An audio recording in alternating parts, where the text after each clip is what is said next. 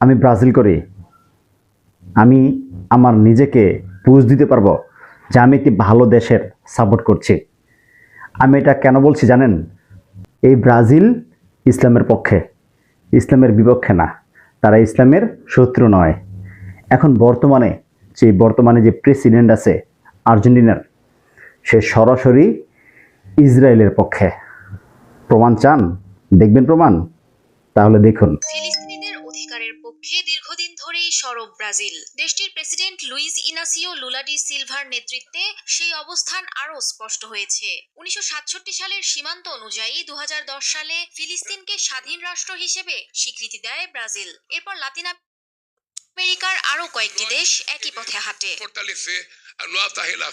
গাজায় যুদ্ধ শুরু হওয়ার পর আন্তর্জাতিক বিভিন্ন ফোরামে ইসরায়েলের বিরুদ্ধে কঠোর অবস্থান নিয়েছেন প্রেসিডেন্ট লুলা।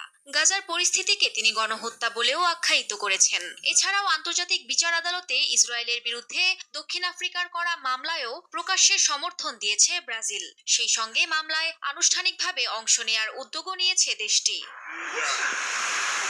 অন্যদিকে প্রেসিডেন্ট হাভিয়ের মিলেই ক্ষমতায় আসার পর আর্জেন্টিনার পররাষ্ট্রনীতিতে এসেছে বড় পরিবর্তন। ইসরায়েলের কট্টর মিত্র হিসেবেই তুলে ধরছেন তিনি। দায়িত্ব নেওয়ার পর প্রথম বিদেশ সফরের জন্য ইসরায়েলকে বেছে নেন মিলেই। শুধু রাজনৈতিক নয়, আধ্যাত্মিকভাবেও ইসরায়েলের পাশে থাকার ঘোষণা দেন তিনি। এর চাইতে আর কি প্রমাণ চান? আমি ব্রাজিল করি, আমি ব্রাজিল সাপোর্ট করি। এটা বর্তমানে এই নিউজটা শোনার পর আরও বেশি নিজেকে আমি গর্বিত মনে করি। কারণ আমি যে ব্রাজিল সাপোর্ট করছি 2002 সাল থেকে, যখন বিশ্বকাপ নেয় সেই বছর সবগুলো খেলা আমি দেখেছি। সেই টিমের মধ্যে যে প্লেয়ারগুলো ছিল, অমেক, Ronaldo, Ronaldinho, Adriano, Roberto Carlos, Kaka, তারপরে রবিনিও, সেই প্লেয়ারগুলো আমি আসলে এই খেলাগুলো, ওই যে 2002 সালের খেলাটা এখনও কিন্তু আমার স্মৃতিতে গাঁথা। এই জন্য আমি ব্রাজিল সাপোর্ট করি। আর আজকে আমি এই নিউজটা শুনে নিজেকে গর্বিত ভাবছি। কারণ এই ব্রাজিল ফিলিস্তিনিদের স্বাধীন রাষ্ট্র হিসেবে ঘোষণা দিয়েছে। এজন্য আমি গর্বিত। আর আর্জেন্টিনা যে বর্তমান প্রেসিডেন্ট, সে সরাসরি ইসরায়েলের পক্ষে।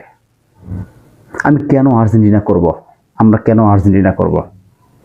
আমি ব্রাজিল করি এই জন্য না। আজকে যদি ব্রাজিলের যে প্রেসিডেন্ট, যদি ব্রাজিলের দেশ ইসরায়েলকে সাপোর্ট করত, আমি আজকে ব্রাজিল করতাম না, কসম করে বলতেছি। কারণ এই বছর যতটা বিশ্বকাপ, এর আগে যতটা বিশ্বকাপ আমি দেখেছি, প্রতিটা বিশ্বকাপে আমি প্রতিটা খেলা খুব মনোযোগ সহকারে দেখেছি। এবছর দেখছি না কেন জানেন? বাংলাদেশের কন্টেন্ট ক্রিয়েটররা সঠিক জিনিসটা তুলে ধরতে পারছে। দেখেন, এই দেশে গতবারের মতো এত কিন্তু পতাকা নাই, এত উত্তেজনা নাই। কিন্তু আজকে আর্জেন্টিনা ম্যাচে বোঝা গেল যে বিশ্বকাপ হইতেছে এবারকার। তো এবার কিন্তু গতবারের মতো এত উত্তেজনা নাই। বাংলাদেশের কন্টেন্ট ক্রিয়েটররা খুব ভালোভাবেই কাজ করতেছে। ইসলামের বিপক্ষে যারা আছে তাদেরকে আমরা কেন সাপোর্ট করব? ইসলামের পক্ষের দেশকে আমি সাপোর্ট করতে পারি, আমি নিজেকে ধন্য মনে করছি। তো বাংলাদেশের প্রতিটা ব্রাজিলিয়ান সাপোর্টার অবশ্যই গর্বিত। কারণ তারা ইসলামের একটি দেশ যারা নির্যাতিত, তাদের সাপোর্ট করেছে। সেই দেশটাকে স্বীকৃতি দিয়েছে স্বাধীন রাষ্ট্র হিসেবে। আর পক্ষান্তরে আর্জেন্টিনা ইসরায়েলের পক্ষ নিয়েছে। এই প্রমাণটা আপনারা দেখলেন।